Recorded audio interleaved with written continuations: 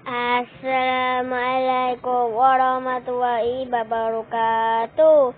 Selamat datang ke channel Ifat 01. Okey guys, untuk video kali ni kita akan tengok cerita seram lagi ke jom kita berkata. Tapi sebelum tu korang betul-betul like dan subscribe cerita pasal anak aku lukis kawan menginasi dia seram. Okay, saya nak kena cepat sebab saya nak pergi sekolah dah. Okay. Ayah, tengah ni, tengok ni. Oh, dia atas lukis. Anak dengan mak kau cantik. Mestilah.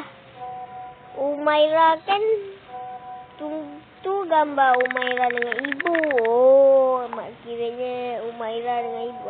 Kenapa ibu ada warna merah-merah tu? Hihi. Heaven? Ni Umairah dengan kawan baik Umairah. Apa nama dia? Tak tahu kenapa kawan dia phone hitam ni. Kita orang baru kenal. Oh, baru kenal. Patutlah. Kenapa gelap je kawan Umairah tu? Dia memang macam tu. Nak tengok gambar dekat dia. Dia ni. Seramnya. Cantik kan? Tak cantik, tak cantik. Seronok kawan dengan dia. Ibu tahu ke? Ibu tahu tak? Tahu. Umairah dah bagi tahu ibu. Ibu pun okey Umairah kawan dengan dia. Oh. Pelik lah dia orang. Pelik lah muka dia. Seronok dekat sini. Ayah bila nak datang? Umairah dengan ibu rindu ayah. Nanti ayah datang lah. Cepat sikit tau. Oh, maksudnya rindu ayah lah. Okeylah, ayah dah boleh sedar. Bye, kita orang tunggu ayah kat sini. Bye. Encik bias. Hello? Cik Mirul. Okey tak ni? Encik Mirul? Ya, maaf. Pasal benda tu lagi. Ya.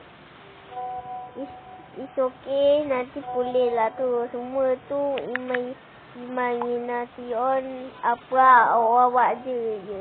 Lupa arwah anak awak lagi. Dengan arwah isteri sekali. Okey lah tak.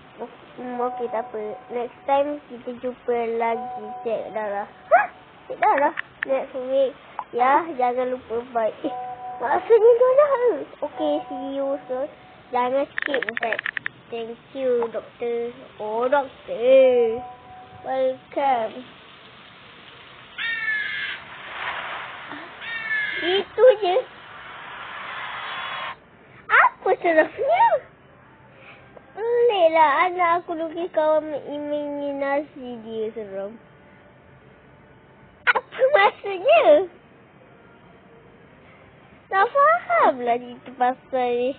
Tak seram pun. Aduhai, tak seram pun. Okeylah guys, sampai di sini sajalah untuk video kali ni. Korang patut dengan like dan subscribe ada sama lagi? Oh, tak ada. Okey, bye-bye. Assalamualaikum. Selamat berpuasa. Bye-bye.